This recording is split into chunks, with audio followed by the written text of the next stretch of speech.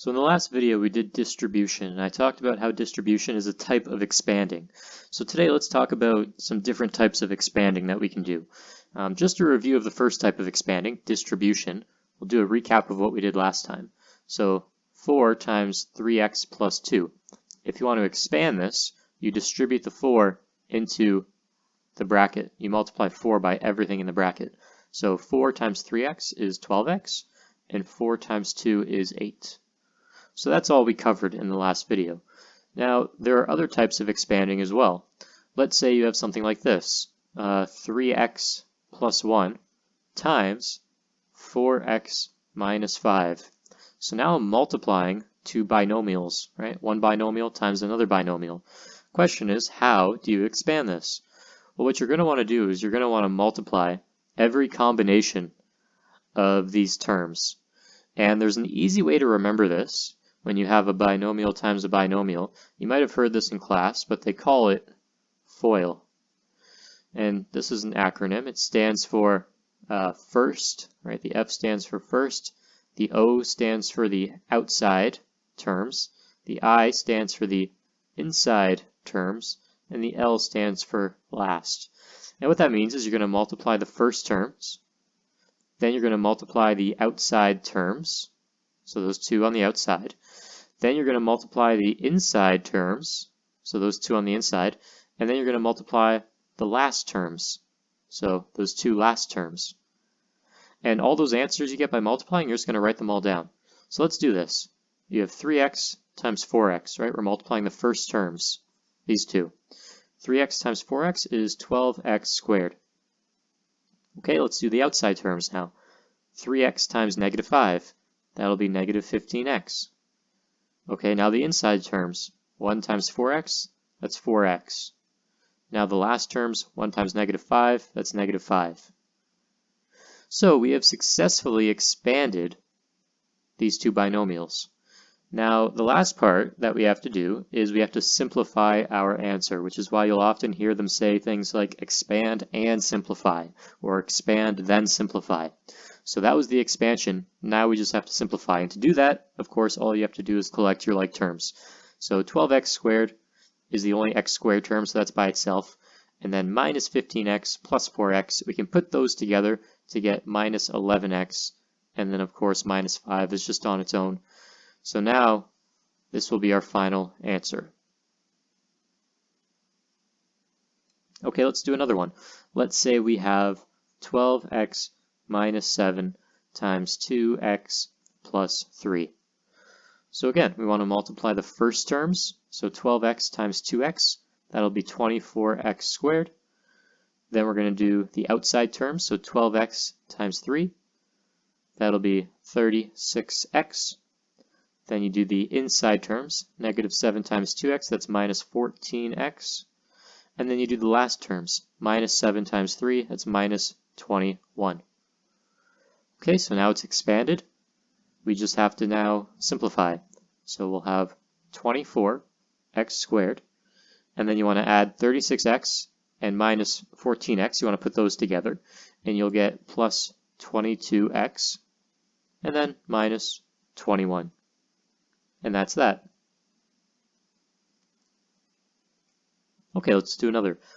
Let's say you have x plus 2 times 3x squared plus 2x plus 1. So now it's not two binomials, it's a binomial and a trinomial, right? Because this bracket here has 3 terms inside, and this one only has 2. So what do? Well, there's no nice acronym to use like how we had FOIL before to help us remember, but it's the same principle. You want to multiply every combination that you can. So to start, you multiply x by all 3 terms, and then you're going to multiply the 2 by all 3 terms, just like that. So 2 times 3, you're going to see that you're going to have 6 terms when this is all said and done that you can then collect your like terms, simplify, and it'll narrow down. But initially you will have 6 terms. So x times 3x squared, you'll get 3x cubed. X times 2x is plus 2x squared. X times 1 plus x. Alright, so we're halfway there. Now 2 times 3x squared is plus 6x squared. 2 times 2x is plus 4x. 2 times 1 is plus 2. Okay, so we have successfully expanded. Now we just have to simplify. So let's collect like terms. So x cubed, I think there's only one x cubed here, so that term's just going to be by itself. Now let's look for our x squares. I have a 2x squared and a 6x squared. So they can go together to make 8x squared. All right, let's look for our x's. We have x and 4x, so those will go together to make plus 5x. And then you have plus 2 on the end by itself. So now this will be your final answer, expanded and simplified. Okay, let's take it up a notch again. Let's say we have x squared plus 2x plus 7 multiplied by 3x squared minus 10x plus 4. Same idea, except now we have a trinomial and a trinomial. So 3 terms and 3 terms. 3 times 3 is 9. So when we're done, we're going to have 9 terms when we're done our expansion. So you're going to want to multiply every combination. So you're going to multiply x squared by all 3 terms. You're going to multiply the 2x by all 3 terms. And then you're going to multiply the 7 by all 3 terms. Just like that. So the more terms you have, the more work this is going to be, clearly, right? So let's go ahead and expand this. X squared times 3x squared is going to be 3x to the 4. Because remember, when you multiply these, you multiply the coefficients, so the 1 and the 3, and then you add the exponents. 2 plus 2 is 4. Okay, let's do the next one. X squared times negative 10x is going to be negative 10x to the 3. X squared times 4 is going to be plus 4x squared. All right, 2x times 3x squared is 6x to the 3. 2x times negative 10x is negative 20x squared. 2x times 4 is plus 8x. All right, so I ran out of room. I'm going to have to do a couple lines under here. 7 times 3x squared is plus 21x squared. 7 times negative 10x is negative 70x. And 7 times 4 is plus 28. So as you can see, we have 9 terms here, right? 1, 2, 3, 4, 5, 6, 7, 8, 9. All right, so now we get to simplify by collecting like terms. So you have a 3 times x to the 4. That's the only x to the 4 we have, so that's just going to be by itself at the front. Okay, now you have a minus 10x cubed. Do we have any other x cubes? Yes, I have one here. I think that's it. So you have a negative 10x cubed and a 6x cubed. Those can go together to make minus 4x cubed. All right, now I have a 4x squared. I also have a 20x squared and a 21x squared. So those can all be added together. 21 minus 20 is just plus 1. So 1 and 4 together, that'll make plus 5x squared. All right. I also have an 8x and a minus 70x.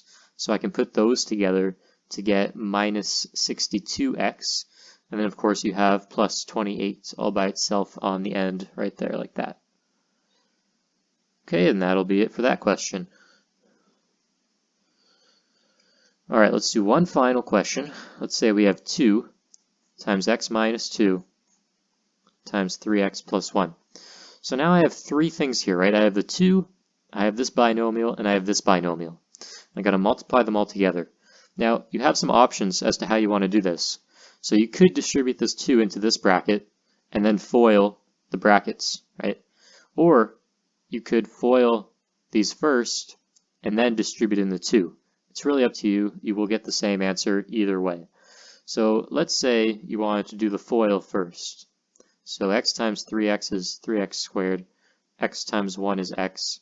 Negative 2 times 3x is negative 6x. Negative 2 times 1 is negative 2.